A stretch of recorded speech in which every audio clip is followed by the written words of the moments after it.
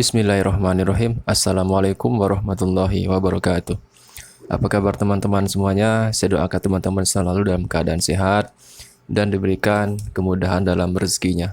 Ini merupakan video saya yang terakhir dari seri belajar Blender dasar. Jadi saya berharap dengan setelah teman-teman menonton video-video saya sebelumnya, teman-teman mungkin bisa menggunakan software Blender dengan baik. Di video kelima ini saya akan mengajarkan kepada teman-teman bagaimana cara untuk menerapkan atau memberi tulang kepada objek yang sudah kita bikin. Nah, untuk menerapkan tulang, maka kita membutuhkan sebuah objek. Di sini saya akan membuat sebuah silinder. Nah, saya akan contohkan menerapkan tulang pada objek silinder ini. Saya akan perkecil ukurannya, kemudian saya perbesar. Kemudian lihat dari menu tampilan depan. Kemudian sejajarkan posisi objek ini, dia berada di atas sumbu X ini, sumbu yang berwarna merah ini. Kemudian masuk ke objek mode dan tambahkan objek armatur ataupun tulang dengan tekan Shift A, kemudian tekan armatur, kemudian pilih basic. Oh ya, armatur ini sebelum teman-teman bisa melihat menu yang banyak ini, ada single bond, ada human, ada animal, ada basic. Sebelum teman-teman bisa menggunakan ini, teman-teman mesti dulu mengaktifkan dulu namanya Rigify di add-on ya. Kita bisa klik edit, kemudian pilih preference, kemudian pilih add-on dan ketikkan pada kolom pencariannya rig. Nah ini ya, rigging atau rigify. Ini mesti diaktifkan dulu. Setelah dicentang tanda ininya, kemudian silakan disimpan dan baru bisa ketika teman-teman menambahkan Shift A kemudian pada keyboard, kemudian klik armatur, maka di sini baru muncul single bond, human, animal, basic. Kalau yang tadi tidak diaktifkan, maka di sini hanya muncul armatur. Sedangkan menu yang di sampingnya ini tidak akan ada. Oke, kita akan tambahkan single bond ya, karena mungkin untuk apa save dulu single bond, satu buah tulang. Nah, di sini kalau kita perhatikan tulangnya itu tersembunyi di dalam objek silinder ini. Nah, cara memunculkannya adalah dengan cara klik gambar orang berlari ini, kemudian klik viewport display, kemudian klik in front atau in front ya. Nah, kalau kita perhatikan, sekarang tulang ini sudah kelihatan terlihat di depan, padahal sebetulnya dia tidak di depan ya, tapi kelihatannya ada di depan dari objek silinder ini. Objek mesh ini atau silinder ini saya akan bikin dulu beberapa bagian yang akan saya bagi dulu dengan cara tekan Ctrl R, kemudian ditambahkan loopnya kira-kira segini, klik kiri, klik kanan. Oke, kita kembali ke objek mode, kemudian klik tulang kembali, kemudian masuk ke edit mode, tekan tombol tab. Nah, saya akan tambahkan tulang ini menjadi 3. Sekarang kan hanya ada satu tulang. Nah, untuk menambahkannya, klik bagian yang paling, atau kita besarkan dulu caranya, klik tool move ya, kemudian tarik ke atas, kira-kira segini. Sebentar, ini kita kembali dulu ke objek mode. Ini objek silinder ini biar nampak garis-garisnya, kita harus tampilkan dulu di bagian viewport display, kemudian pilih wireframe. Nah, sehingga kalau kita perhatikan di sini ada segmen-segmen yang terlihat di dalam objek mesh ini. Nah, kita kembali lagi kepada objek tulang, klik objek tulangnya, kemudian pilih edit mode. Silakan teman-teman panjangkan tulang ini dan kalau bisa paskan posisi tulang ini, bagian bulatnya ini di bagian garis yang ini ya. Jadi kalau teman perhatikan ini bagian yang bulat ini dia pas di bagian garis daripada objek silinder ini. Nah, tujuannya adalah supaya nanti kalau digerakkan dia akan lebih teratur atau gerakannya akan lebih bagus. Nah, kita kembali akan panjangkan atau kita tambah lagi tulang berikutnya dengan cara tekan tombol E, kemudian tekan Z, kemudian letakkan dia di sini, kemudian tambah satu lagi, tekan E, tekan Z. Oke, kembali ke objek mode. Apabila kita klik tulang ini, maka ada beberapa tampilan ya yang bisa kita lihat di bagian ini ya, bagian interaksi mode ini. Di sini kita ada tiga menu ya. Kalau di bagian tulang ini ada objek mode, ini biasanya adalah untuk melihat tampilan tulang seperti biasa ya. Kemudian ada lagi namanya edit mode. Edit mode ini untuk melakukan perubahan pada tulang. Kemudian ada lagi namanya pose mode. Pose mode ini adalah untuk melakukan atau menggerakkan objek mesh yang sudah terhubung ke tulang. Kemudian untuk biar mudahnya ke depannya, maka saya akan memberi nama tulang-tulang ini. Caranya bisa dengan masuk ke menu edit mode. Kemudian klik tulang yang paling bawah sekali. Di bagian gambar tulang ini, di sini ada namanya bone. Nah, di sini kita bisa rubah namanya menjadi bone 1. Enter. Kemudian tulang kedua ini kita seleksi. Di sini kita pilih namanya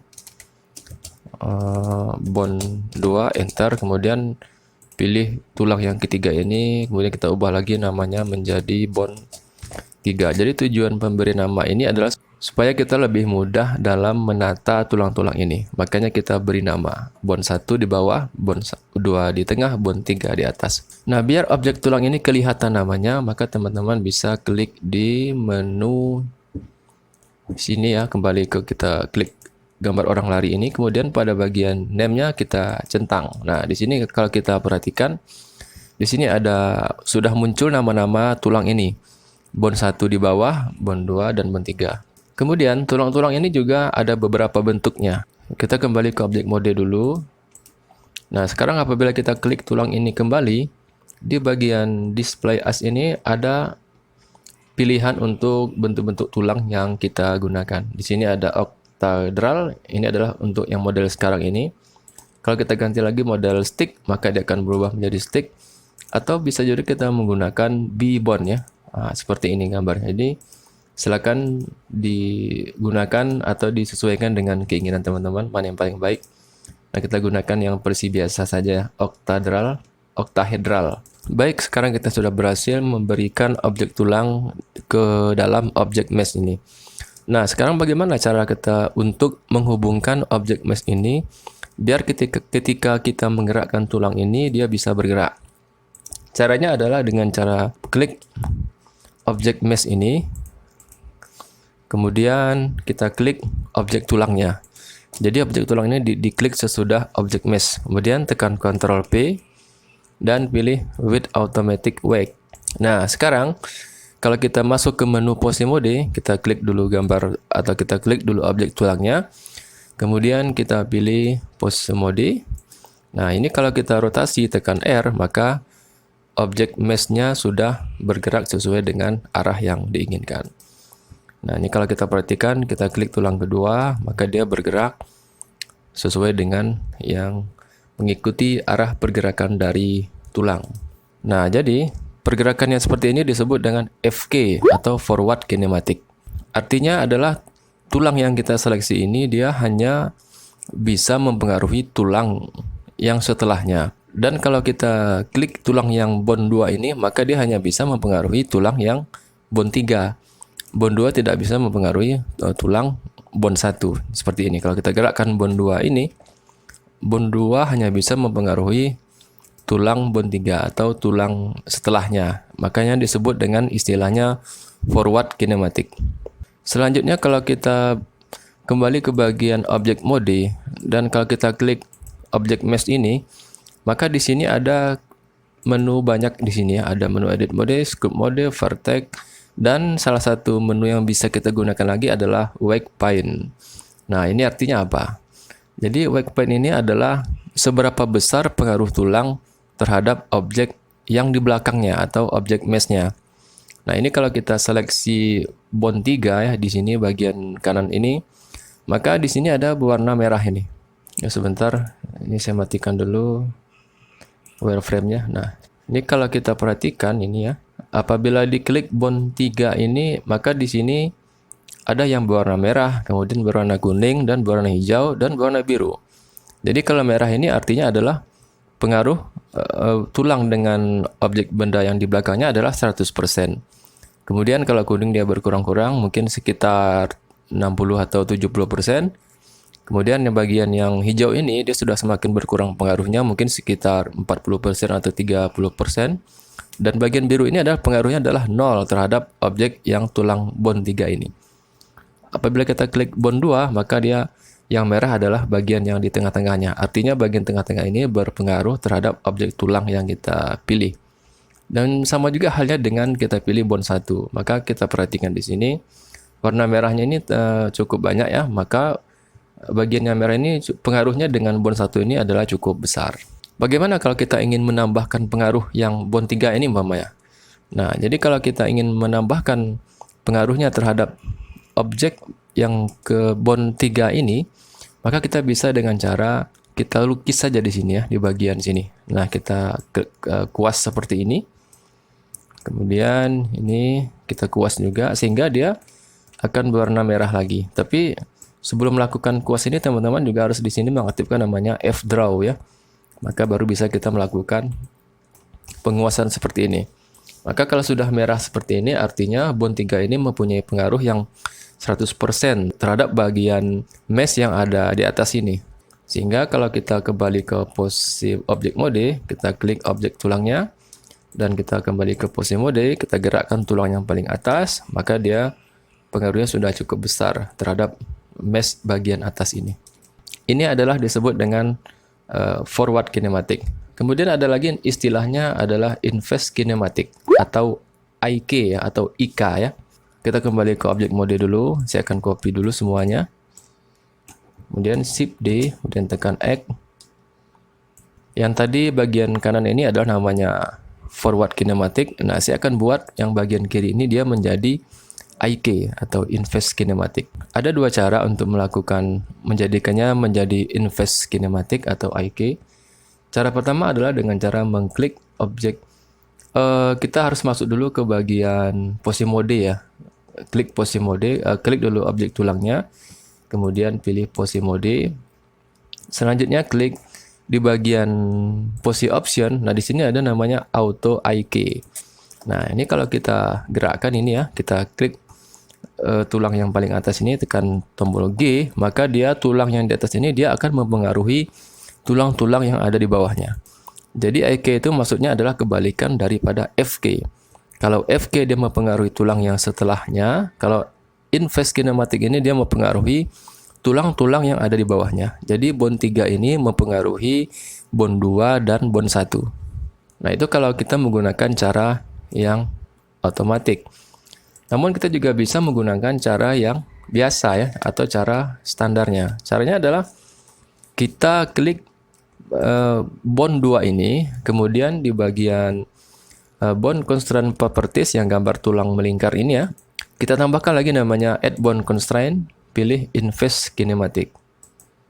Nah, di sini di bagian target ini silakan teman-teman klik objek armaturnya di sini, tinggal klik. Maka di sini sudah tampil armatur 1. Kemudian di bagian bond ini adalah kita pilih bond mana yang akan menjadi pengendali ataupun yang menjadi ujung tombak dari tulang-tulang ini. Maka di sini saya pilih bond 3. Artinya apabila saya klik bond 3 ini, maka dia akan bond 3 ini ya, yang di paling atas sekali, maka dia akan mempengaruhi bond 2 dan bond 1. Kemudian di bagian chain length ini adalah seberapa banyak tulang yang setelah dari bond 3 ini. Maka di sini ada bond 1, ada bond 2. Maka di sini diisikan ada 2 tulang setelah bond 3 ini. Nah, ini kalau kita gerakkan atau kita tekan tombol G ya, maka dia belum berpengaruh terhadap bond 2 dan bond 1. Supaya dia berpengaruh terhadap bond 2 dan bond 1 ini, maka caranya kita masuk ke menu edit mode. Kemudian kita klik tulang yang paling atas sekali, tekan Alt P, kemudian pilih clear parent. Nah, kalau kita kembali ke objek mode lagi, maka di sini kalau kita klik yang tulang paling atas, kemudian tekan G, maka tulang ini sudah mempengaruhi tulang bond 1 dan bond 2. Sehingga dia bisa kita gerakkan atau dikendalikan oleh bond 3. Nah, itu bedanya. Jadi kalau forward kinematic itu adalah hanya mempengaruhi tulang-tulang yang setelahnya. Kalau IK, dia dapat mempengaruhi tulang-tulang yang sebelumnya. Baik, saya akan memberikan contoh dalam sebuah objek ya. Saya akan membuka sebuah gambar orang. yang nanti linknya akan saya cantumkan di deskripsi biar teman-teman bisa download supaya apa yang saya contohkan ini sama dengan apa yang teman cobakan nantinya. Nah, sekarang saya sudah membuka sebuah objek manusia ya, gambar manusia. Ini saya akan sesuaikan dulu posisinya. Ini kan saya naikkan ke atas. Letakkan dia di segaris dengan sumbu X. Kemudian saya akan tambahkan lagi sebuah objek armatur. Tekan Shift A, kemudian pilih basic human atau meta right. Nah, di sini kalau kita perhatikan objek tulang ini dia berada di dalam objek mesh ini ya. Sehingga kalau kita nanti atur, maka kita akan kesulitan karena dia akan tersembunyi di dalam objek mesh ini. Nah, caranya biar objek tulang ini dia kelihatan, maka caranya bisa teman-teman klik gambar orang lari ini. Atau namanya ini adalah objek data properties. Kemudian di bagian view port display, di sini dicentang bagian in front-nya. Nah, sehingga kalau kita perhatikan, objek tulang ini dia sudah nampak di bagian depan. Padahal sebetulnya dia ada di dalam bagian objek mesh ini. Nah, saya akan lakukan skala pada objek tulang ini. Caranya kita dengan masuk ke menu edit mode. Kemudian sebelum kita skala, maka di sini akan saya ganti dulu bagian transformnya ini menjadi 3D cursor. Nah, ketika kalau saya besarkan, tekan tombol S pada keyboard dan saya besarkan, maka dia membesarnya ke arah atas ya. Nah, silakan disesuaikan posisinya. Oke, kemudian silakan teman atur disesuaikan. Sebelum kita edit ya, di sini ada menu lagi di sini. Namanya adalah X Axis Mirror. Jadi apabila menu ini kita centang, maka begitu kita atur yang bagian kanan ini, maka yang di bagian kirinya juga akan ikut. Artinya dia akan mirror ya. Nah, ini seperti ini kita atur dulu, kita letakkan di sini. Nah, ini kalau kita perhatikan ini titik koordinatnya ini ada di bawah ya. Sementara kalau kita melakukan pengeditan sebaiknya dia ada di bagian tulang ini. Nah, caranya biar kembali, kita kembalikan lagi ini ke median point. Nah, ini kalau kita perhatikan titik koordinat ini sudah nempel lagi di bagian sini. Ini silakan kita edit. Disesuaikan letaknya dengan objek mesh yang ada di belakangnya ya. Disesuaikan. Kemudian bagian kakinya juga akan kita geser ke kanan nih supaya lebih tepat ya. Kemudian bagian ininya kita geser lagi ke bagian tumitnya. Kemudian kita lihat lagi di bagian kanan atau right. Nah, tampilan kanannya ini kita perhatikan ini bagian lututnya ini masih belum pas ya. Kita paskan lagi. Kemudian ini kita geser ke dalam sedikit ya. Kemudian bagian ini juga kita geser ke dalam sedikit. Bagian ini coba kita geser ke dalam sedikit. Kita perbesar dulu ya. Kita geser ke dalam sedikit. Nah, seperti itu saja cukup ya. Nah, kira-kira sudah jadi ini bone kita. Kita lihat dulu di bagian atas. Nah, di sini kalau kita perhatikan bagian ini juga masih belum tepat ya. Diusahakan bagian siku ini dia menyudut ya, tidak lurus dengan bagian seperti ini. Tapi dia agak menyudut seperti ini. Nah, ini juga kita paskan, kita letakkan di sini. Lihat ini. Letakkan di sini. Oke, ini kira-kira sudah pas.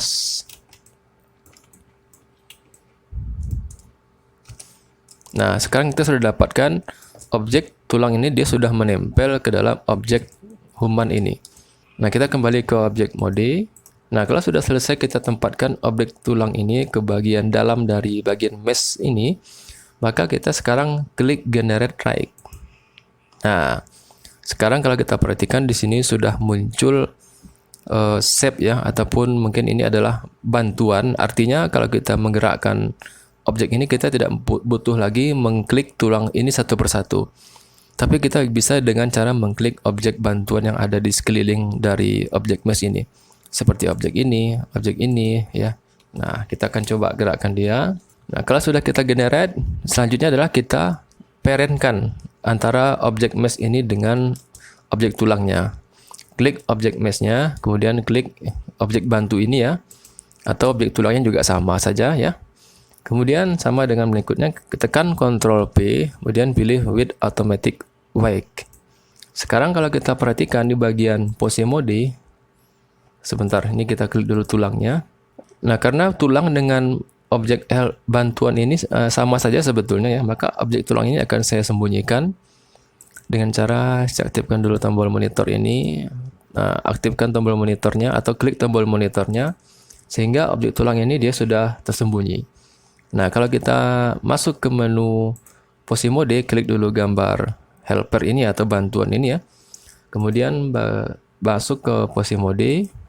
Nah, di sini kalau kita gerakkan, tekan tombol air ya, maka kita sudah bisa menggerakkan tangan kirinya seperti ini.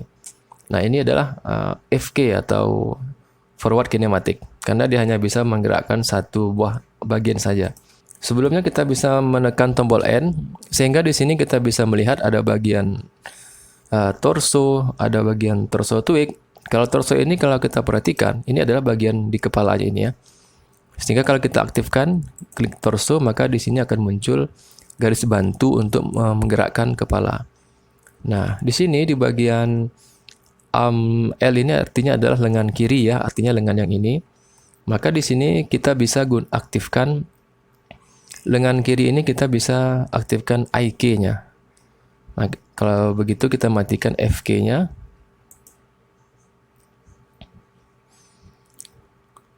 Di bagian torso ini adalah bagian kepala ini. Kemudian di bagian torso twig-nya kita matikan. Kemudian di bagian arm ini artinya adalah lengan kiri ya. Ini IK. Dia menggunakan IK. Sementara lengan kanannya ini kita juga bisa matikan bagian arm FK-nya ini kita matikan. Kemudian kaki kirinya ini kita bisa menggunakan FK ya. IK-nya dimatikan. Kemudian leg R ini adalah kaki kanan. Jadi ini kita matikan IK-nya, kita gunakan FK saja yang bagian kaki kiri kanannya. Kemudian leg L twig ini juga kita matikan. Nah, sehingga sekarang ini kita matikan. Nah, sehingga sekarang kalau kita gerakkan ini ya, tangan ini, tekan tombol G, maka dia pergerakannya akan mengikuti bantuan atau objek bantu yang ada di sini. Nah, ini kalau kita perhatikan dia tangan ini dia bisa memanjang atau straight ya. Maka untuk pengaturannya kita bisa lihat di bagian IK straight ini. Jadi kalau dia bernilai 1, artinya objek ini bisa memanjang. Nah, kalau kita rubah nilainya menjadi 0, enter, maka objek ini dia tidak akan bisa memanjang meskipun kita tarik ya, tekan tombol G. Nah, yang menjauh itu adalah objek bantunya saja, sedangkan tangannya itu tidak bisa dia memanjang lebih daripada objek bantu ini. Nah, seperti itu. Ini kalau kita gerakkan ke sini ya. Nah, kalau di sini kita perhatikan di bagian IK dan FK, di sini ada nilai 0. Nah, ini kalau nilai 0 ini kita jadikan 1. Nah, ini artinya adalah tangan kanan atau tangan ini ya, yang saya seleksi ini dia berubah menjadi FK atau forward kinematic. Nah, kalau nilainya adalah 0, maka dia akan menjadi IK. Nah, kalau tangan kiri ini saya aktifkan IK-nya, maka di sini kita bisa gerakkan. Kita coba gerakkan, tekan R. Nah, seperti itu. Ini kita gerakkan lagi, tekan R. Nah, ini adalah FK. Nah, di sini juga sama ya. Nah, ini adalah FK. Sedangkan yang satu lagi ini adalah IK. Nah, jadi kalau kita ubah lagi nilainya ini menjadi 0, enter, maka dia akan menjadi IK ya, atau inverse kinematic. Nah, kita bisa gerakkan lagi dia seperti ini. Dan kaki juga bisa digerakkan di sini. Kaki ini kita juga bisa mengubah di sini nilainya menjadi 1 ya. Nah, jadi kalau bergerakkan dia menjadi seperti ini. Nah, kemudian objek tengah ini juga bisa kita gerakkan ya. Nah, seperti itu jadinya. Jadi setiap objek bantu ini kita bisa mengkliknya dan kita gerakkan sesuai dengan apa yang kita inginkan. Nah, seperti itu. Baik, saya kira sampai di sini dulu video saya dalam pengenalan atau memberikan objek tulang pada sebuah objek mesh. Saya berharap dengan adanya video ini teman-teman bisa memahami Blender dengan baik.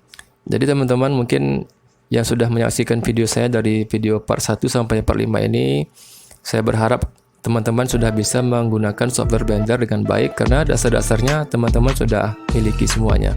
Demikian video yang bisa saya sampaikan kepada teman-teman. Sampai jumpa di video berikutnya. Wassalamualaikum warahmatullahi wabarakatuh.